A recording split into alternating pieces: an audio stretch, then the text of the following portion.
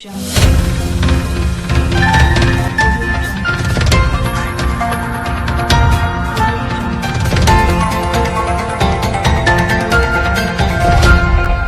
देख रहे हैं न्यूज SKS सत्य के साथ। आज की स्पिरिचुअल रिसर्च में हम बात करेंगे भारत में हर साल मनाए जाने वाले पर्व हनुमान जयंती की। इस विशेष पड़ताल में हम हनुमान जी की वास्तविक रहस्य बताएंगे जो अभी तक समाज के सामने नहीं थे। तो चलिए शुरुआत करते हैं। दोस्तों, संकट मोचन के नाम से प्रसिद्ध हनुमान जी को कौन नहीं जानता। पवन पुत्र हनुमान जी श्री रामचंद्र जी के परम भक्त थे।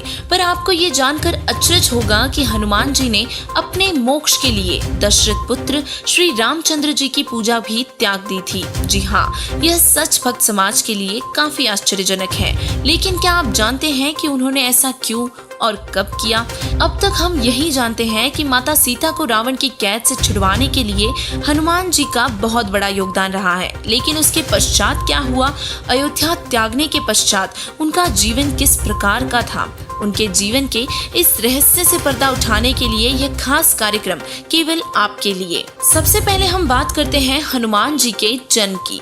भगवान शिव का अवतार माने जाने वाले श्री हनुमान जी का जन्म माता अंजनी के गर्भ से हुआ। संतान प्राप्ति के लिए जब माता अंजनी मतंग ऋषि द्वारा बताए गए तप को करने लगी, तब से प्रसन्न हुए वायुदेव ने माता अंजनी को आशीर्वाद दिया और वरदान दिया कि तुम्हें अग्नि, सूर्य, सुवर्ण, वेद, वेदांगों का मर्मज्ञ और बलशाली पुत्र प्राप्त होगा। कुछ समय पश्चात माता अंजनी के गर्भ से भगवान शिव के अंश श्री हनुमान जी ने जन्म लिया, जो वायुदेव द्वारा दिए गए वरदान से युक्त थे। अब जानते हैं कि राम जी के अंग संग रहने वाले उनके प्रिय भक्त हनुमान जी ने आखिर अयोध्या क्यों त्याग दी थी। दर्शकों, हिंदू समाज में चर्चित रामायण, जिसे पूरा भक्त समाज बखूबी परिचित है, श्री रामचंद्र जी के 14 वर्षों के वनवास के दौरान सीता जी का अपहरण हो गया था और उसी दौरान सीता जी का पता लगाने में श्री हनुमान जी ने मुख्य भूमिका निभाई और रावण की लंका में जाकर माता सीता को खोजा। और साथ ही सीता जी को दुखी देख हनुमान जी ने लंका के 9 लखा बाग को भी उजाड़ दिया था और अपनी पूंछ से लंका में आग लगा दी थी। सीता जी को वापस लाने के लिए तथा लंका जाने के लिए समुद्र पर मुनिंद्र ऋषि जी के आशीर्वाद से पुल बनाया गया और लंका की ओर चढ़ाई की गई थी। राम और रावण का युद्ध हुआ और रावण की हार हुई और माता सीता को अयोध्या लाया गया। तो आइए अब जानते हैं कि सीता जी ने क्यों कहे थे भक्त हनुमान जी को अपशब्द। रावण की कैद से छुड़वाने के बाद सीता जी ने राम जी के कहने पर अग्नि परीक्षा दी और सफल होने के बाद राम जी के साथ अयोध्या लौटी। उसके बाद खुश होकर एक दिन माता सीता ने उपहार स्वरूप मोतियों की माला हनुमान जी को भेंट में दी थी। हनुमान जी माला के हर मोती को तोड़ तोड़ कर फेंक रहे थे, क्योंकि उन पर कहीं पर भी राम जी का नाम नहीं लिखा था। सीता जी को उनका ये व्यवहार अच्छा नहीं लगा और सीता जी ने हनुमान जी को बहुत कटु वचन कहे कि तू रहा बंदर का बंदर। यह सब सुनकर हनुमान जी बहुत दुखी हुए और अयोध्या त्याग दी थी। अयोध्या त्यागने के बाद एकांत स्थान पर बैठे हनुमान जी का मन बहुत ही विचलित था। उन्हें संसार में कोई अपना नहीं दिखाई दे रहा था और उसी समय एक ऋषि जी हनुमान जी के पास आए और उनसे राम राम कही। हनुमान जी ने ऋषि जी को देखा और सोच में पड़ गए। तब ऋषि जी ने उनके पास बैठे और उन्हें याद दिलाते हुए बताया कि जब आप सीता जी का कंगन लेकर आकाश मार्ग से श्री रामचंद्र जी के पास जा रहे थे और जिस स्थान पर पृथ्वी पर उतरे थे वहाँ एक पर्वत था जहाँ एक सुंदर बाग और स्वच्छ जल का सरोवर था और वहीं पास में मेरी कुटिया थी। मैं वही ऋषि हूँ। तब हनुमान जी को वो दृश्य याद आया। यह हनुमान जी के जीवन का पहला अनसुना वृत्तांत है। जिस समय हनुमान जी सीता जी का कंगन लेकर आकाश मार्ग से जा रहे थे और पृथ्वी पर एक पर्वत पर उतरे थे, वहाँ एक ऋषि जी की कुटिया थी। पास में स्वच्छ जल का सरोवर था और फल फूलों से भरा एक सुंदर बगीचा था।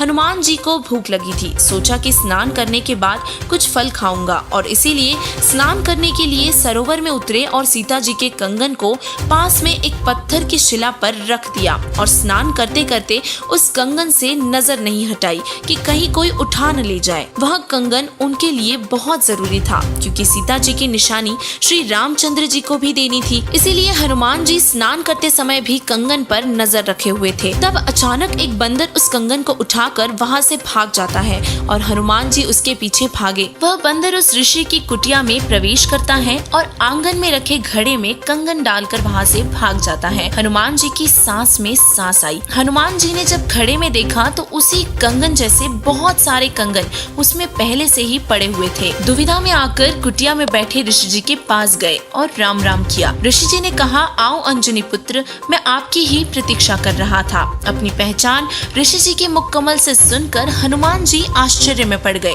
पर अपनी परेशानी के कारण उस विषय में नहीं पूछा और अपनी समस्या बताई। तब ऋषि जी ने कहा कि हनुमान जी, आप कौन से श्री राम की बात कर रहे हो? यह सवाल सुनकर हनुमान जी हैरानी से बोले, आप कौन सी दुनिया में रहते हो? आपको यही नहीं पता कि कौन श्री राम है? क्या और भी है श्री राम? मैं राजा दशरथ के पुत्र श्री राम जी के विषय में बात कर रहा हूँ। ऋषि जी बोले, मैं भी उसी रामचंद्र की बात कर रहा हूँ। ऐसे दशरथ पुत्र राम करोड़ों उत्पन्न होकर मर चुके हैं और इसी तरह राम को वनवास होता है, सीता का अपहरण होता है और इसी तरह आप जैसे हनुमान सीता जी की खोज करके आते हैं। दर्शकों, अब आपको भी जरूर यही लग रहा होगा कि ये सब झूठ है, लेकिन यही दशा हनुमान जी की भी थी। हनुमान जी को गुस्से में देखकर ऋषि जी ने पूछा कि आप मेरे पास किस लिए आए हो? तब हनुमान जी ने सारी बात दोहराई और अपनी समस्या बताई कि आपके घड़े में बहुत सारे कंगन हैं, मैं पहचान ही नहीं पा रहा हूँ कि मेरे वाला कंगन कौन सा है। ऋषि जी ने कहा, ये सारे कंगन आप जैसे हनुमानों द्वारा ही लाए उन सीताओं के हैं जो कि पहले वाले श्री रामों के साथ महाकष्ट भोग चुकी हैं। आप कोई एक कंगन उठा ले जाइए जो वर्तमान वाली सीता के कंगन से मेल करेगा। तब हनुमान जी ने पूछा कि मान लो कि ये कंगन उन सीताओं के हैं और ऐसे ही श्री राम हुए हैं और ऐसे ही हनुमान यहाँ आए हैं, तो जो हनुमान आता होगा वो कंगन भी ले जाता होगा, फिर इस घड़े में ये कंगन कैसे? हनुमान जी ने ऋषि जी से कहा कि आप मेरी दुविधा दूर करो। ऋषि जी ने घड़े की खासियत के बारे में बताते हुए कहा कि इसमें जो भी वस्तु डाली जाती है वो एक जैसी दो बन जाती है। ऋषि जी ने घड़े में एक पीतल की कटोरी डाली, डालते ही दो एक जैसी कटोरी हो गई। हनुमान जी ने दोनों कटोरी ली और जांचने लगे, दोनों एक जैसी ही थी। तब ऋषि जी ने कहा कि हनुमान जी, आप निसंकोच कंगन ले जाइए और रामचंद्र से पहचान करवाइए। तब ऋषि जी हनुमान जी से कुछ वार्तालाप करने लगे और उन्हें तत्व ज्ञान समझाने लगे।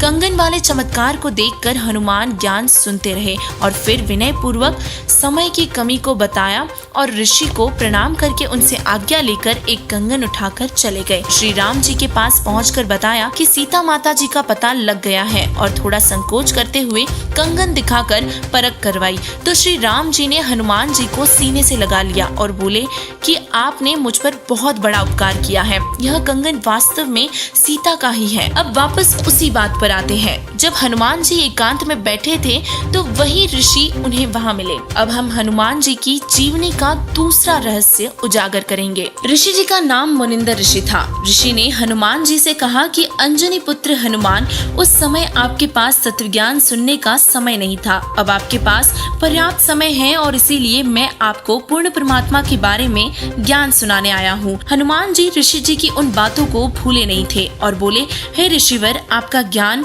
मैं रुचि से सुनूंगा। तब ऋषि जी ने हनुमान जी को सृष्टि रचना सुनाई। हनुमान जी बोले कि ऋषि जी, यह ज्ञान पहले कभी नहीं सुना, कैसे विश्वास करूं? हनुमान जी ने ऐसा कहते ही ऋषि अंतर्ध्यान हो गए।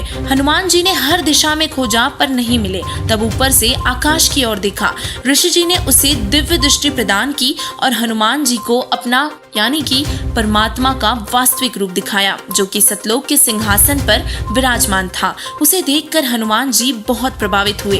तब ऋषि थोड़ी दूरी पर फिर से प्रकट हुए और हनुमान जी उनके पास गए और उनके चरणों में सतलोक देखने की प्रार्थना की। तब मुनिंदर जी ने उन्हें सतलोक दिखाया और फिर हनुमान जी ने तत्वज्ञान स्वीकार किया और ऋषि जी से उपदेश देने की प्रार्थना की। तब महावीर हनुमान जी ने नाशवान राम की भक्ति त्याग कर अविनाशी राम की भक्ति की और मोक्ष को प्राप्त किया। ऋषि मुनिंदर जी स्वयं कबीर परमात्मा ही थे। वे अपने प्यारे भक्तों का कल्याण करने के लिए चारों युगों में प्रकट होते हैं। इस प्रकार पवित्र आत्मा परमार्थी स्वभाव हनुमान जी को परमेश्वर कबीर जी ने अपनी शरण में लिया। दोस्तों, श्री हनुमान जी ने अपने जीवन काल में जो भी लीलाएं की थी वह सब निर्धारित थी। श्री हनुमान जी अपने जीवन काल में केवल 3 ही बार उड़ पाए थे और इन तीनों पर पूर्ण परमात्मा कबीर जी ने अपनी शक्ति से हनुमान जी को उड़ाया था। यदि परमात्मा अपनी आत्माओं की सहायता न करते तो घोर अनर्थ हो जाते।